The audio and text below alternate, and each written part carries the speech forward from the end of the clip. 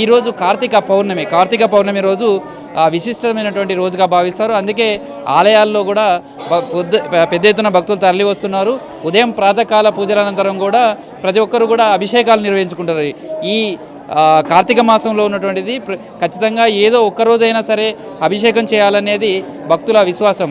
అందులోనూ కార్తీక మాసంలో చూస్తే ఈరోజు ఖచ్చితంగా దీపారాధన చేయడం కావచ్చు, మహారుద్రాభిషేకాలు చేయడం కావచ్చు, ఈ విధంగా స్వామివారిని కొలిస్తే తమ మొక్కులు చెల్లిస్తే మోక్షం లభిస్తుందనేది భక్తుల విశ్వాసం. అందుకే మనం ప్రస్తుతం హన్మకొండలోని 1000 స్తంభాల దేవాలయంలో ఉన్నాం. చూడొచ్చు, ఆ రుద్రేశ్వరుడికి సామూహిక అభిషేకాలన్నీ కూడా నిర్వహిస్తున్నారు. పంచామృతాలతో అభిషేకం నిర్వహిస్తున్నారు. ఒక చెంబుడు నీళ్లు ఆ శివలింగం పైన పోసినా కానీ ఆయన కరుణిస్తాడనేదే భక్తుల విశ్వాసం. అందుకే ఈ 1000 స్తంభాల దేవాలయానికి సంబంధించి కూడా చూస్తే మొత్తం క్యూ లైన్లు దాదాపు కొన్ని వేల మంది స్వామివారిని దర్శనం చేసుకోవడానికి ఉదయం నుంచే క్యూ లైన్లలో నిలబడి ఉన్నారు. ప్రస్తుతం ఈ రోజుకున్నటువంటి విశిష్టత, ఈరోజు ఎలాంటి ప్రత్యేకత ఉంటుంది, ఎలాంటి పూజలు చేయాలని తెలుసుకుందాం. అంటే కార్తీక మాసానికి సంబంధించి ప్రతిరోజు కూడా చాలా ప్రత్యేకంగా ఉంటుంది. అందులోనూ కార్తీక పౌర్ణమికి ఉండేటువంటి ప్రాధాన్యత ఏంటిది, ఈరోజు ఎలాంటి పూజలు చేయాలి, ప్రధానంగా ఈ రుద్రేశ్వర ఆలయంలో ఎలాంటి పూజలు జరుగుతాయి? మాసానాం కార్తీకం శ్రేష్టం సర్వవ్యాపినమీశానం రుద్రం వై విశ్వరూపిణం జగతః పితరో వందే పార్వతీ పరమేశ్వరు. ఏ శాస్త్రం చూసినా ఏ వేదం చూసినా కానీ పార్వతీ పరమేశ్వరుల గురించి కార్తీక మాసం గురించే చెప్పడం అనేది మనకు ఉన్నటువంటి ఆచారం. అందులో భాగంగా 12 మాసాలలో కార్తీక మాసం చాలా విశేషదాయకం. ఈ విశేషదాయకం ఎందుకంటే మనుషులను విభజించడం చూసాము, ప్రాంతాలను విభజించడం చూసాం, కానీ దైవాన్ని విభజించడం అనేది మనలో మనకే మూర్ఖత్వాన్ని నింపడం అనేది. అటువంటి విభేదం ఉండకుండా ఉండాలని కార్తీక మాసం అనేది శివకేశలో భేదం లేకుండా తీసుకొచ్చినటువంటిదే మాసం. అందుకనే మనకు పౌర్ణమి వరకు శివమాసంగా, పౌర్ణమి నుంచి అమావాస్య వరకు విష్ణుమాసంగా పిలవడం జరుగుతుంది. అందుకని ఈ 15 రోజుల్లో ధాత్రి నారాయణ కళ్యాణం వస్తుంది. ఆ 15 రోజులు ఆర్ద్ర నక్షత్రం వస్తుంది, సంకటహర చతుర్థి వస్తుంది. మనం చూసుకున్నట్టుగా అయితే ఏది కానీ శివకేశిలో భేదం లేకుండా చేస్తారు. అయితే కార్తీక పౌర్ణమి అంటే మరో శివరాత్రి. ఎందుకు అంటే చిన్న శివరాత్రిగా పిలుస్తారు. ఈరోజు కూడా మనం చేయాల్సినవి 5 పనులు ఉంటాయి. బ్రాహ్మీ ముహూర్తాన లేచి చల్లనీళ్ళు స్నానం చేసినప్పుడు ఉసిరికాయ అందులో వేసుకొని స్నానం చేయాలి.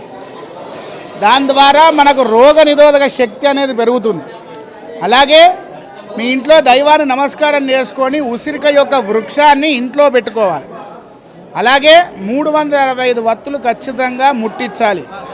ఇంట్లో ప్రతి ఒక్కరు దీపారాధన చేయాలి. ఒక్కరు చేసాను కదా మనకు అవసరం లేదనేది ఎప్పుడు ఎక్కడ చెప్పలేదు.